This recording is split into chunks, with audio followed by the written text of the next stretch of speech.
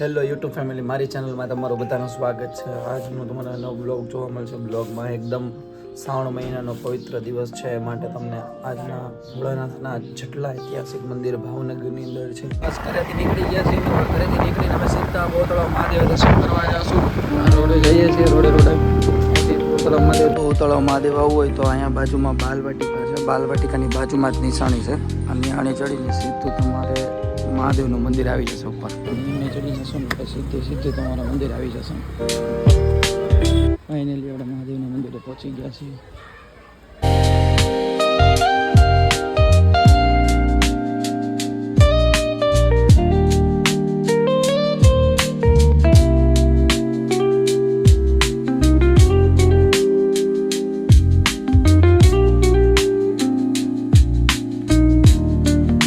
મહાદેવની સંપૂર્ણ જાણકારી હતી. અહીંથી તમને બિલેશ્વર મહાદેવની જાણકારી દેવામાં આવશે.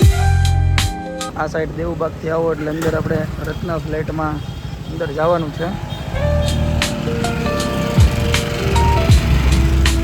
તમારે અંદર આગળ ચોથી ગલી આવશે.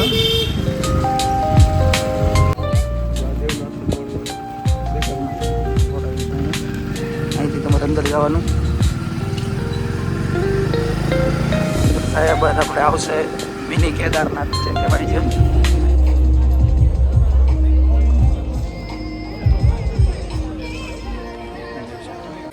કેદારનાથનું મંદિર છે.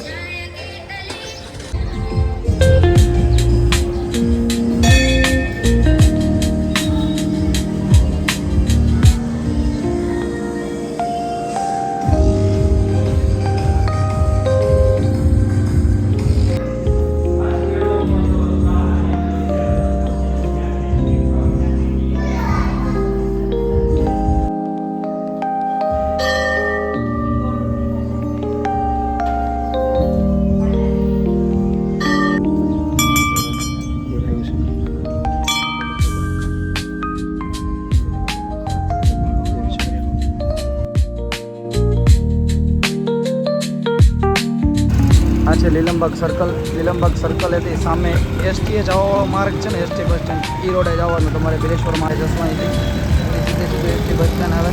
આ માર્ગે તમારે સીધું જવાનું. તમારે બિલેશ્વર મહાદેવ આવવા માટેનો મંદિરનો દ્વાર. અહીંથી તમારે એસટી બસ સ્ટેન્ડથી આવી રહ્યા છો તો સીધું તમારે આ બાજુ બિલેશ્વર મંદિર જવાશે.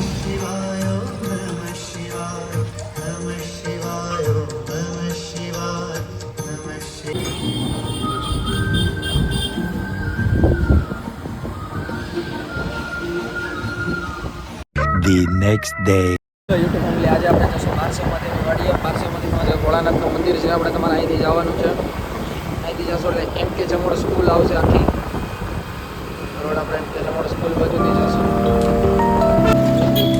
એની સામે જ ખાચો છે, આ બાજુ નહીં જવાનું, સામેના ખાચામાં જતો રહેવાનું.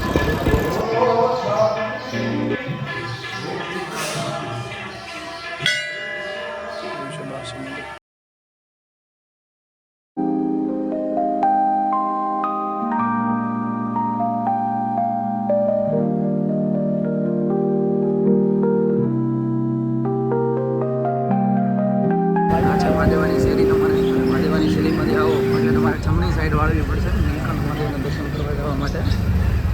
જવા દો, સીધે સીધું જવા દો.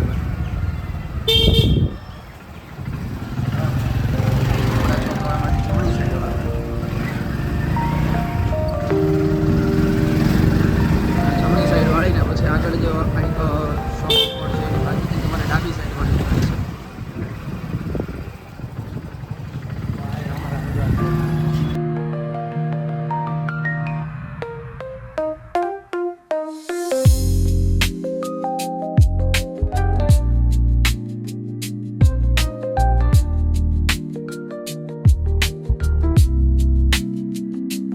વોરા બજારમાં આવેલું નીલકંઠ મહાદેવ, જેની ઓછામાં ઓછું મંદિરનું બનેલું 120 વર્ષ જૂનું મંદિર છે. ભોળાનાથનું મંદિર નીલકંઠ મહાદેવ.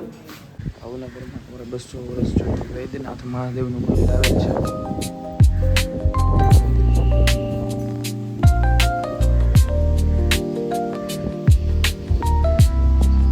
ભાવનગરમાં ગમે જ્યારે દરબારી કોઠાર પાસે આવો ને તો આ વૈદ્યનાથ મહાદેવનું મંદિર આવવાનું ના ભૂલશું. 200 વર્ષ નગર શેઠ વખતનું મંદિર છે અને બહુ એટલે બહુ ઐતિહાસિક જૂનું મંદિર છે. ગમે ત્યારે આવો ત્યારે અહીંયા દર્શન કરવાનું ક્યારે પણ ના ભૂલતા. હર હર મહાદેવ.